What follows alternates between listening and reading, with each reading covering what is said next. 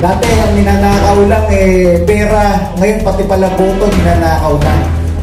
Paano yan sa 2028? Pag naipanalo natin si Pangulong Sara Duterte, biglang idedeklara lang ng COMELEC na merong pending na kaso and everything and kahit ano bang technicalities, di ba? Sabi namin, yung kinakaharap namin, di ba? Saan kayo nakakita na ang mga Pilipino winawalang iya at tuwing 3 taon nagkakaroon ng pagkakataon lumaban tayo through pagboto, di ba? Ang Duterte Youth Party List po ay nanalo ng 2.3 million na boto. Number 1 na ibinoto ng mga pulis at sundalo sa local absentee voting. Number 1 na ibinoto ng mga OFW sa buong mundo. Lampas 60 countries, number 1 po ang Duterte Youth Party List mula Amerika, Inglaterra, Israel, South Korea, lahat na.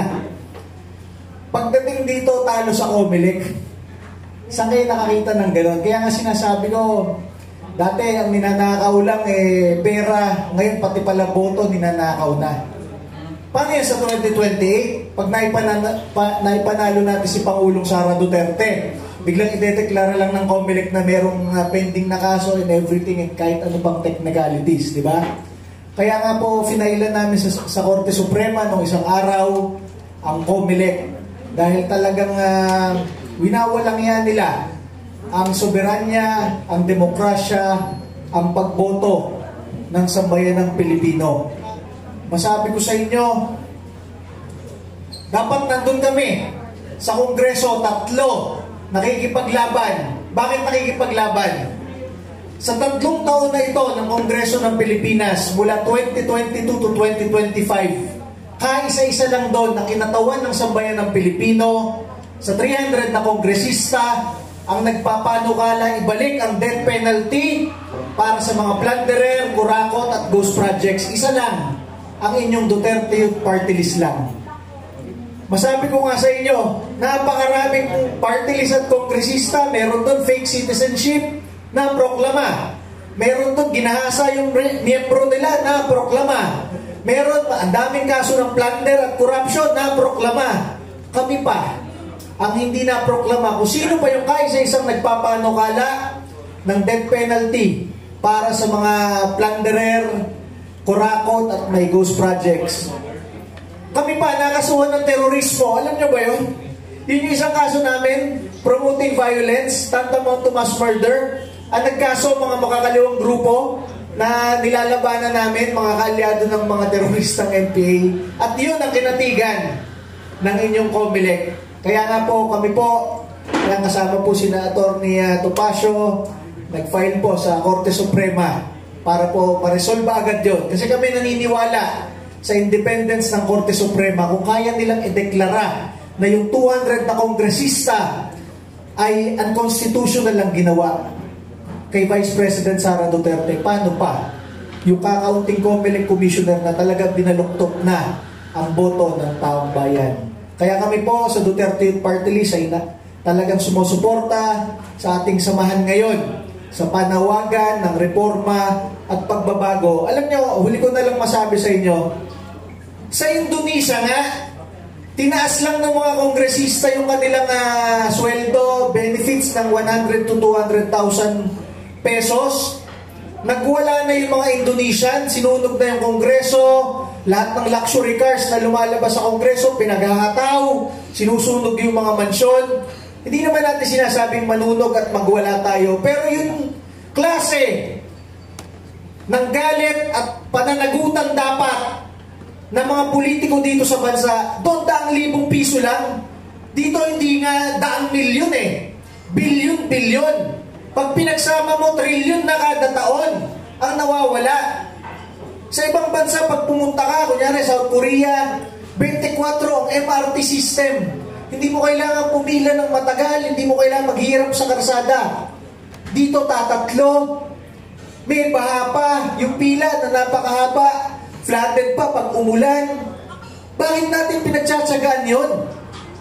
Bakit hindi natin pinapanagot ang mga nakaupong leader? Saka magtataka kayo, bakit ngayon lang nalalaman yan? Ang Office of the President, 4 billion a year. Ang confidential funds, intelligence funds. So naka 12 billion na siya. Hindi pa rin niya masabi kung sino yung mga kasamahan niyang politiko na talagang kasali doon. Saan ginagamit yung confidential funds na yun ng Pangulo? Dapat alam na niya yun. Tayo nga alam natin na kurakot yung DPWH eh. Tayo nga alam natin na kurakot yung iba yung congressman at gobernador at mayor eh. Bakit yung mismong may ponto para malaman yun, hindi alam? Yun lang po ang ating masabi ngayong araw na ito. Okay, thank you very much. Now, I'll ask anybody in the panel. Question first. Ano nakikita yung scenario by end of November? Ano magiging scenario sa Congress, sa Senate, sa Malacanang, at sa bayan? Brad, hindi naman tayo Diyos. Sometimes we thought we make things happen. But hindi man natutulog ang Diyos. Hindi natutulog ang Diyos.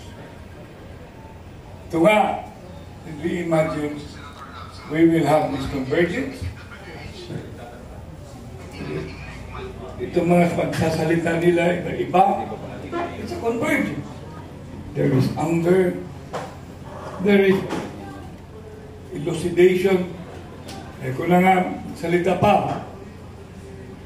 Ayaw ko na, kasi ako mismo, tagal-tagal ko na, nagiging victim. Pinaka-importante yung sinabi mo sa una kanina. Ano bang solusyon? Sabi naman ni Eric, bakit dito tayo gitna? Tama nag-umpisa ito lahat. Bakit yung unity team nagiging isa-isa na lang? Doon tayo sa taas. Nakuha ninyo? Dada tayo about House of Representatives. Dada tayo about the Senate. We must pray hard that the Supreme Court will really be supreme in making a very clear stand on legal matters that is now being lodged in their house. So I wish this not be too much of being a prophet. The only thing I can say, whatever is the people would stand for, and if they stand for good governance, hindi naaabot. I will repeat, if they really stand for good governance, hindi tayo mag-aabot pa ng God. We cannot allow that we will be a part of the Zarzuela. Not a smoke screen. Come on. We must make our move. Kasi baka sinabi yung isa doon, ito lahat. The next day, kakalimutan na ang lahat. Mayroon akong maraming sinasabi ko dito. Follicle test,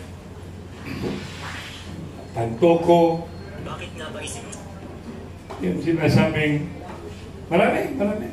Ayaw ko lang dadagdagan pa. Kasi ang dami. In short, Mr. Rama, you're saying that the solution lies with God. Not only God, because Okay. remember, Ron, we all are created by God. Amen. And if we don't do now, then evil triumph. Evil triumph. If righteous men do nothing. Okay, listen, Dr. Pasio, with the revamp in the